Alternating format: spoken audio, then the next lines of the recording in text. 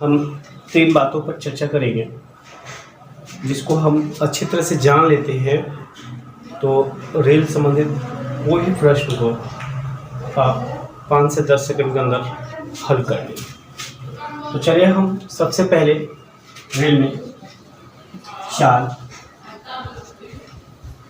उसके बाद दूरी,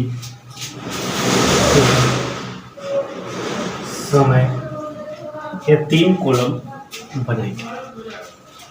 अब एक बात ही समझना है कि अगर दोनों रेलगाड़ी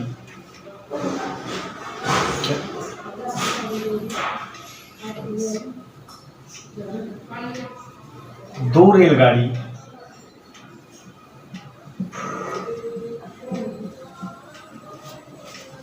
एक ही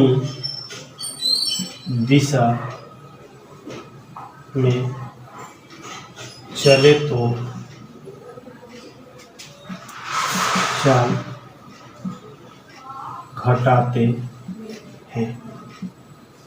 एक बिंदु को ध्यान रखें। दूसरा,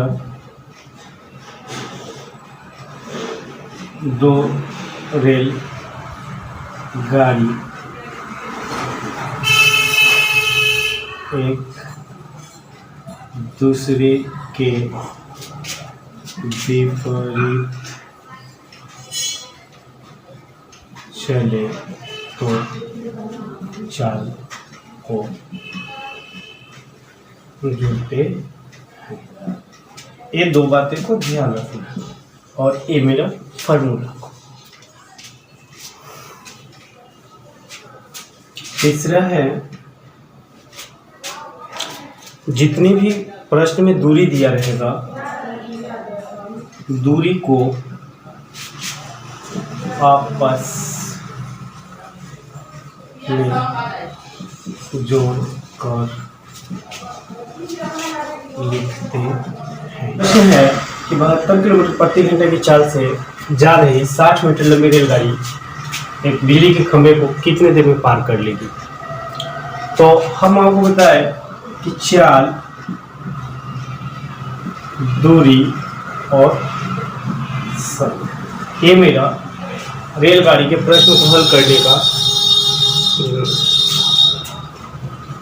ठीक है। तो इसमें चाल कितना दिया है, तो 72 किलोमीटर प्रति घंटा। क्योंकि आपको क्वेश्चन पढ़ने की भी जरूरत नहीं होगा, ये तीनों बातों को ध्यान रखना है। तो हमको प्रश्न में सिर्फ चाल देखना है, दूरी दिया होगा तो दूरी देखना है और समय दिया रहेगा क्या है। तो ये 3 में से कोई 2 दिया रहता है और एक के बारे में आपसे पूछा जाता है। तो हमारे प्रश्न में चाल दिया है 72 किलोमीटर प्रति घंटा और दूरी दिया है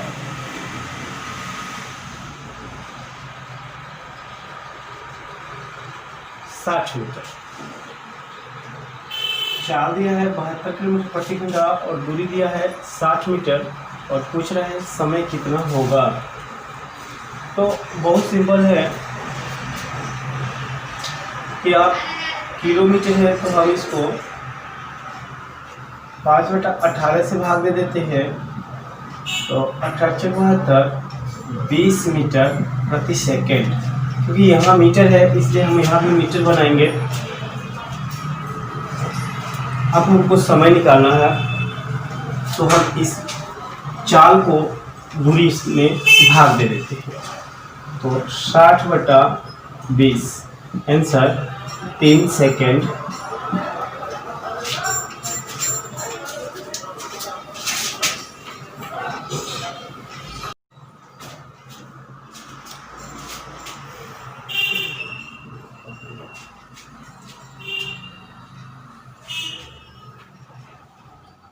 देखिए बच्चों, दूसरा प्रश्न है कि 350 मीटर लंबी रेलगाड़ी 54 किलोमीटर प्रति घंटा की चाल से 250 मीटर लंबी गुफा को कितने देर में पार कर लेगी। तो फिर हमको वही काम करना है, चाल, दूरी और समय। अब देखते हैं क्या क्या दिया है। इसमें दूरी दिया है 350 और 250। तो 350 मीटर और 250 मीटर इसका टू 600 मीटर। चाल दिया है 54 किलोमीटर प्रति घंटा, 54 किलोमीटर है तो 5/18, 15 मीटर प्रति सेकंड।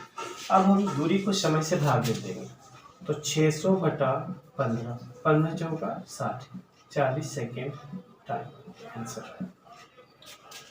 तो बच्चों जितनी भी मेरी दूरी होगी उसको हम आपस में जोड़ देंगे चाल को।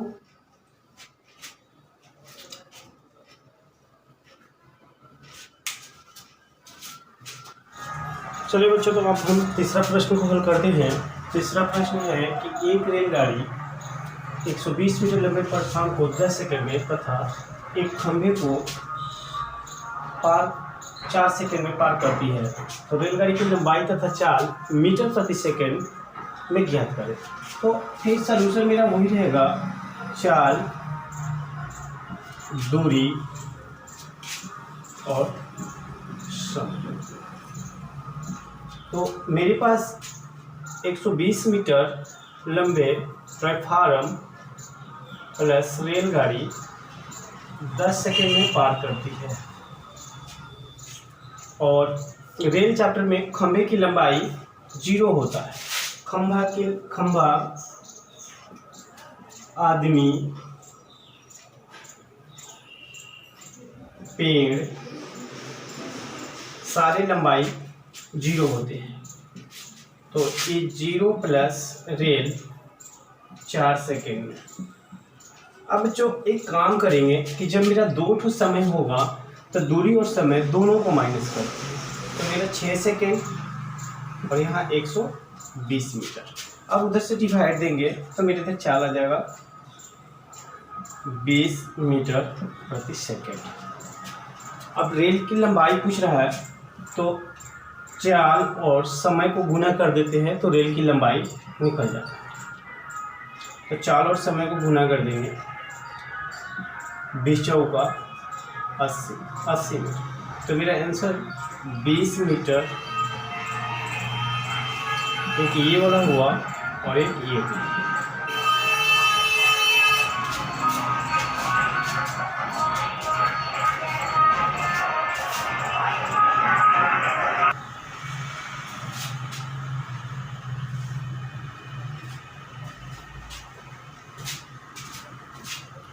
तो बच्चों चौथा प्रश्न को हम हल करते हैं। तो चौथा प्रश्न है कि 62 किलोमीटर प्रति घंटे की चाल से जा रही 200 मीटर लंबी रेलगाड़ी उसी दिशा में 8 किलोमीटर प्रति घंटे की चाल से भागे जा रहे व्यक्ति को कितने देर में पार कर लेगी।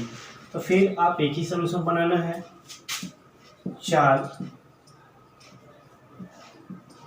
दूरी और समय। दूरी है मेरा 200 मीटर, क्योंकि यहाँ पे दूरी है, चाल मेरा 2 है और दोनों एक ही दिशा में जा रहा है, व्यक्ति और ट्रेन। तो चाल मेरा दोनों जब एक ही दिशा में जाता है तो चाल का होता है घटता है। तो हम 62 किलोमीटर प्रति घंटा माइनस 8 किलोमीटर प्रति घंटा 54 किलोमीटर प्रति घंटा हुआ और इसको 5/18 कर देंगे और 15 मीटर दे देंगे। तो 200/15,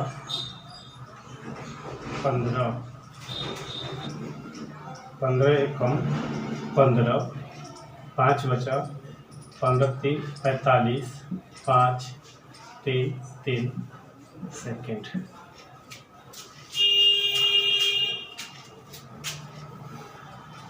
तो ये हम देख रहे हैं कि सारे प्रश्न को एक ही फॉर्मूला और एक ही कंडीशन से हल कर लेना है।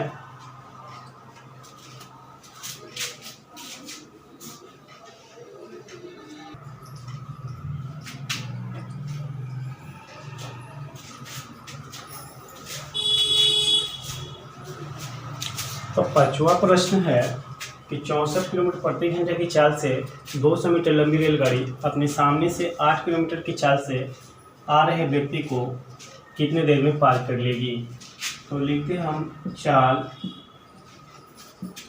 दूरी और समय। चाल है 64 किलोमीटर प्रति घंटा, 108 किलोमीटर प्रति घंटा। दोनों ट्रेन एक दूसरे के विपरीत है, चाल जोड़ते हैं, जोड़ेंगे 72 किलोमीटर प्रति घंटा हुआ। उसको 5/18 करेंगे 20 मीटर प्रति सेकंड। और समय हो गया मेरा 200 मीटर। अब भाग दे देंगे 200/20, 10 सेकेंड।